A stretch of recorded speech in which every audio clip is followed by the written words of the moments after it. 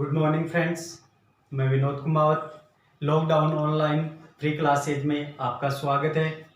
आज today it is the second part of present simple tense.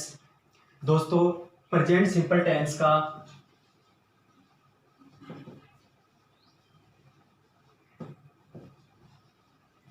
हम दो भाग बनाए।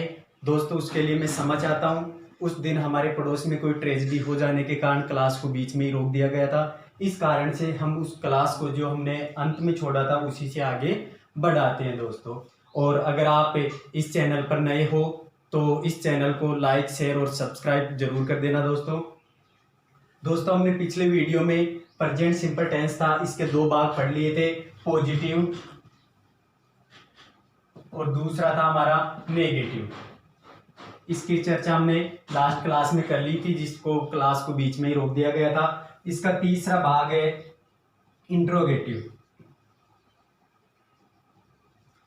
Interrogative sentence. इसका तो था दोस्तों प्रश्नवाचक वाक्य। देखो दोस्तों, प्रश्नवाचक वाक्य है वो दो प्रकार से बनाए जाते हैं। कितने प्रकार से? दो प्रकार से बनाए जाते हैं। पहला होता है कि एक तो वाक्य की शुरुआत हेल्पिंग वर्ब से करनी हो, और दूसरा होता है कि वाक्य की शुरुआत WH वर्ड से करनी हो। अब ये ध्यान रखना है हमें, हेल्पिंग वर्ब से वाक्य की शुरुआत कब होगी और WH वर्ड से वाक्य की शुरुआत कब होगी। जिस क्वेश्चन का आंसर हम यस या नो में दे सकते हैं, उस जो सेंटेंस होगा उसकी शुरुआत हमें हेल्पिंग वर्ब से करनी होगी। और WH वर्ड से उन वाक्यों का निर्माण करना है जिस वाक्यों के बीच के अंतर्गत प्रश्न पूछा जाए, जैसे क्या, क्यों, कहाँ, ये शब्द वाक्य के बीच में दे रखा हो तो उन वाक्यों का निर्माण हम WH वर्ड से करते हैं। तो WH वर्ड से जैसे व्हाट, व्हाई, वेयर, जो भी WH वर्ड की जो फैमिली होगी उनसे हम शुरुआत करते हैं। तो अब हम इसका स्ट्रक्चर लिखते हैं। जो पहला स्ट्रक्चर है हेल्पिंग वर्ब वाले से, उसमें सबसे पहले तो हमें हेल्पिंग वर्ब की आवश्यकता होगी। हेल्पिंग वर्ब हम प्रेजेंट सिंपल टेंस के अंतर्गत डू या डज लगा रहे थे, और उसके साथ में फिर उसके बाद में सबसे पहले हेल्पिंग वर्ब आ जाएगा इंट्रोगेटिव में, और फिर इसके बाद में क्या आ जाएगा दोस्तों? सब्जेक्ट आ जाएगा। इसके बाद में वर्ब की फर्स्ट फॉर्म, और फिर ऑब्जेक्ट आ जाएगा, फिर अदर वर्ड, और अंत में इंट्रोगेटिव वाक्य कब बनेगा? जब अंत में क्वेश्चन मार्क लगेगा। ये तो था हमारा हेल्पिंग वर्ब से। और दूसरा स्ट्रक्चर है हमारा WH वर्ड वाले का। इसके अंतर्गत दोस्तों सबसे पहले WH वर्ड को लिखा जाता है, और WH वर्ड को लिखने के बाद में शेष पूरी प्रक्रिया यही चलती रहती है। Helping verb, subject, verb, object, other word और क्वेश्चन मार्क। अब दोस्तों हम एक वाक्य एग्जाम्पल के तौर पर देखते हैं। क्या वह खाना पकाती है? अंत में क्वेश्चन मार्क। दोस्तों अब इसमें देखो, क्या वह खाना पकाती है, कि अब देखो वाक्य के शुरू में प्रश्न किया जा रहा है, इसका आंसर हम यस या नो में दे सकते हैं। क्या वह खाना पकाती है? यस, वह खाना पकाती है। नो, वह खाना नहीं पकाती है। तो इसका मतलब है कि इससे हमें पता चल रहा है कि वाक्य का आंसर हम यस या नो में दे सकते हैं। तो जिन वाक्यों का आंसर हम यस या नो में दे सकते हैं उस वाक्य का निर्माण हम हेल्पिंग वर्ब से करते हैं। तो अब हेल्पिंग वर्ब हमारे पास दो है, डू या डज। अब हेल्पिंग वर्ब किसके अनुसार लगेगी? इसके अनुसार नहीं लगेगी, ये हमारा सब्जेक्ट नहीं है। सब्जेक्ट क्या है हमारा? वह। तो इसके अनुसार लगेगी कि ये प्लूरल है या सिंगुलर। तो आप बताओ दोस्तों, प्लूरल है या सिंगुलर? सिंगुलर है। तो सिंगुलर के लिए मैंने बताया था कि जिस हेल्पिंग वर्ब के अंत में एस लगा होता है वह हेल्पिंग वर्ब हमेशा किसके लिए यूज होती है? सिंगुलर नाउन के लिए यूज होती है। तो वाक्य की शुरुआत कैसे कर देंगे? डज। ठीक है, हमारा जो ये फॉर्मूला था इसके अनुसार चलेंगे। अब हमने हेल्पिंग वर्ब लिख दिया, अब क्या चाहिए हमें? सब्जेक्ट। सब्जेक्ट क्या हमारे पास? सी। अब क्या चाहिए? वर्ब। वर्ब क्या है हमारे पास? पकाना, कुक। और फिर ऑब्जेक्ट क्या है? फूड। अदर वर्ड हमें दे नहीं रखा, और अंत में क्या लगाना? क्वेश्चन मार्क दोस्तों। ठीक है दोस्तों, आगे देखते हैं। ये तो था जिन वाक्यों का आंसर हम यस या नो में दे सकते हैं उनका। और जैसे वह कहां रहता है, वह कहां रहता है। अब देखो इसके बीच में इसका आंसर हम यस या नो में दे सकते हैं या नहीं दे सकते। तो इसका मतलब वाक्य के बीच में क्या कर रहा है? ये प्रश्न कर रहा है। ठीक है, पर्सन कर रहा है, तो इस वाक्य का जो निर्माण होगा वो किससे करेंगे हम? WH वर्ड वाले फॉर्मूले से करेंगे। तो WH वर्ड वाले फॉर्मूले से करेंगे तो सबसे पहले जिससे पर्सन पूछा जाता है उसी शब्द को क्या किया जाता है? पहले लिखा जाता है। तो कहां के लिए कौन सा शब्द यूज करते हैं हम? वेयर, तो लिख दो वेयर। अब फिर उसके बाद में ये स्ट्रक्चर है, क्या चाहिए हमें? Helping verb. अब देखो वह है सिंगुलर है तो उसके लिए क्या रख दोगे? ही। अब क्या चाहिए फिर? Verb lives, sorry live, where he live. अब उसमें हमने ये तो लगा दिया, लेकिन हमने इसमें हेल्पिंग वर्ब नहीं लगाई। हेल्पिंग वर्ब कहां लगाएंगे हम? जो हमारा WH वर्ड है उसके जस्ट बाद में क्या लगा देंगे हम? हेल्पिंग वर्ब लगा देंगे। तो वेयर डज ही लिव, और अंत में क्या लगा देंगे दोस्तों?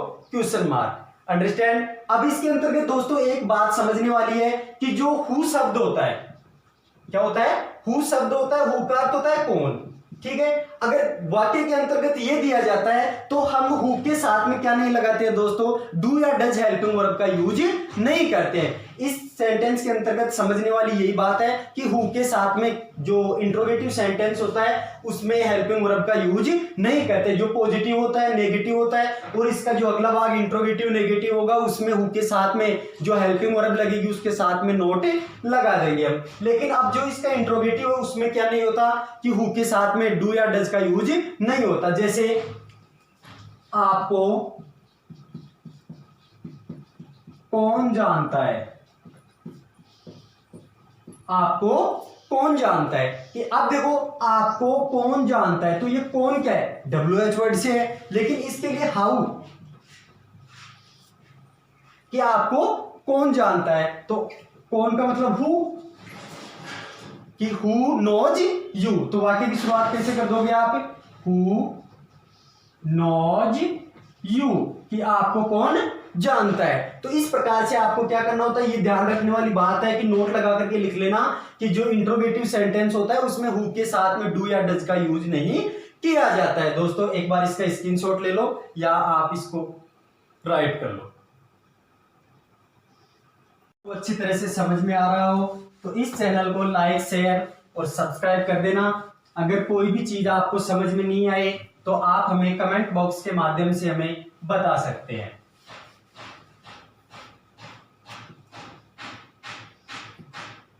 दोस्तों 3 भाग हम इसके पढ़ चुके हैं। चौथा भाग है हमारा इंट्रोगेटिव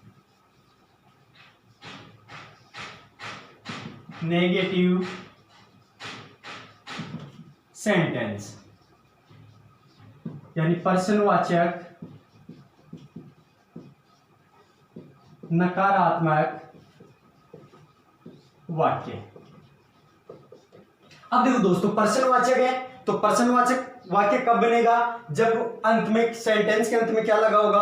क्वेश्चन मार्क लगा होगा। लेकिन अब इसके अंतर्गत नेगेटिव दे दिया तो नेगेटिव का अर्थ होता है नकारात्मक। नकारात्मक कब बनेगा? जब वाक्य में नोट लगेगा कि अब दोनों का मिश्रित रूप है, तो हमें अंत में क्या लगाना होगा? क्वेश्चन मार्क भी लगाना होगा, और है जो नेगेटिव बनाने के लिए हमें नोट का यूज भी करना होगा। जो ये इंट्रोगेटिव नेगेटिव सेंटेंस होते हैं ये भी 2 प्रकार से बनते हैं इंट्रोगेटिव की तरह। वो ही पहला हेल्पिंग वर्ब से और दूसरा WH वर्ड से। कि जो पहला था हेल्पिंग वर्ब वाले के लिए लेते हैं तो उसमें सबसे पहले हेल्पिंग वर्ब आ जाएगी डू या डज, फिर उसके बाद में आ जाएगा सब्जेक्ट, और फिर उसके बाद में वाक्य नेगेटिव है, वाक्य नेगेटिव है तो इसका जो हमें इसको नेगेटिव बनाने के लिए किसका यूज करेंगे? हम नोट का यूज करेंगे। तो क्या लगा दोगे दोस्तों? नोट, फिर क्या लगा दोगे? वर्ब की फर्स्ट फॉर्म, और फिर ऑब्जेक्ट, और फिर अदर वर्ड, और अंत में क्वेश्चन मार्क। अब देखो जो नोट लगेगा वो सब्जेक्ट के तो तुरंत बाद लगेगा और वर्ब से पहले लगेगा। कि जो इंट्रोगेटिव नेगेटिव सेंटेंस होते हैं उसमें नोट लगाने की जो स्थिति है वो है कि सब्जेक्ट के तो तुरंत बाद और वर्ब से पहले नोट लगाते हैं। और दूसरा होता है हमारा जो WH वर्ड से वाला था, उसमें सबसे पहले क्या लेंगे हम? WH वर्ड, और फिर उसी के बाद में वही डू या डज, फिर वही सब्जेक्ट, फिर नॉट, और फिर वही वर्ब, और फिर ऑब्जेक्ट और अदर वर्ड, और अंत में क्वेश्चन मार्क। ये दोनों स्ट्रक्चर है। जैसे क्या वह पत्र नहीं लिखता था, क्या वह पत्र नहीं लिखता है। तो देखो दोस्तों अब इसका आंसर हम यस या नो में दे सकते हैं। इसकी स्थिति वही रहेगी कि हेल्पिंग वर्ब से वे वाक्य बनाए जाएंगे जिन वाक्यों का आंसर हम यस या नो में दे सकेंगे। तो क्या वह पत्र नहीं लिखता है? हाँ वह पत्र लिखता है। हाँ नहीं वह पत्र नहीं लिखता है दोस्तों। तो हम इसका आंसर यस या नो में दे सकते हैं। तो इसका शुरुआत होगी वो किससे कर लेंगे हम? हेल्पिंग वर्ब से। वह है तो सिंगुलर है, तो सिंगुलर के लिए क्या कौन सी हेल्पिंग वर्ब काम में लोगे? डज लोगे, तो क्या लिख दोगे? डज। फिर क्या चाहिए? इस फॉर्मूले के अनुसार चलो, सब्जेक्ट चाहिए। सब्जेक्ट क्या हुआ है कि, फिर क्या चाहिए हमें? नॉट। फिर क्या चाहिए हमें? वर्ब। वर्ब क्या हमारे पास? लिखना, राइट। फिर क्या चाहिए? पत्र, तो राइट ए लेटर। और वाक्य कैसा है? इंट्रोगेटिव भी है, तो अंत में क्या लगा दोगे? Question mark. वे कहां नहीं रहते हैं।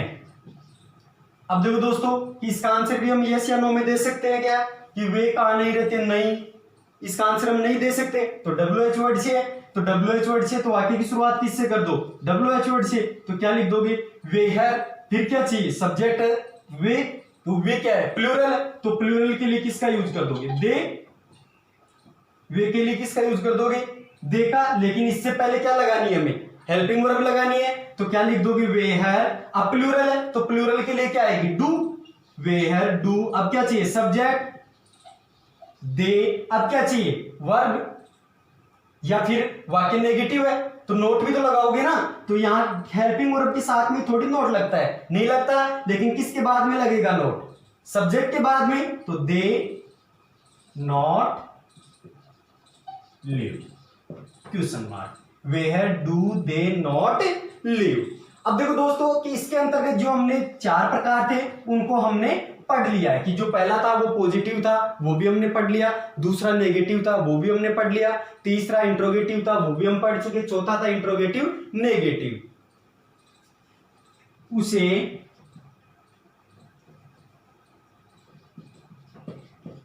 कौन नहीं जानता है? दोस्तों आप इसको करोगे और फिर कमेंट बॉक्स में इसका जवाब मुझे दोगे कि उसे कौन नहीं जानता है। तो मैंने आपको बताया था कि जो हु होता है, क्या होता है? हु होता है। हु के साथ में जो इंट्रोगेटिव सेंटेंस होता है उसमें जो डू या डज हेल्पिंग वर्ब आती है वो उसके साथ में नहीं आती। लेकिन जो इसका ये इंट्रोगेटिव सेंटेंस है तो इसमें जो हु होगा उसके साथ में डू या डज भी आएगा और साथ में क्या आएगा दोस्तों? नोट भी आएगा। दोस्तों आज के लिए इतना ही काफी है। और आगे से इसके 2 भाग इसलिए किया गया दोस्तों कि जो हमारे पड़ोस में थी वो ट्रेजेडी हो जाने के कारण हमने क्लास को बीच में ही रोक दिया गया था। और जो इंट्रोगेटिव नेगेटिव सेंटेंस थे उसको मैंने आज आपको एक वीडियो के माध्यम से समझा दिया है। और आगे की जो हम क्लास लेंगे उसमें एक टेंस के माध्यम से, यानी जो आज प्रेजेंट सिंपल टेंस था वो हमारा कंप्लीट हो गया। कल अगली क्लास में हम पढ़ेंगे प्रेजेंट कंटिन्यूअस टेंस के बारे में, जिसको हम एक ही क्लास में पूरा विस्तार से बता देंगे। और मैं आपसे वादा करता हूं कि लगभग आपकी जो 5 जुलाई होगी तब तक मैं आपका जो ग्रामर की जो टॉपिक है वो कंप्लीट करवा दूंगा। Thanks watching for this video. तो दोस्तों मैं आपसे अभी भी रिक्वेस्ट कर रहा हूं कि जो मेरा ये चैनल है इसको आपको ज्यादा से ज्यादा लाइक शेयर और सब्सक्राइब करना है। Thank you. जय हिंद, जय भारत दोस्तों।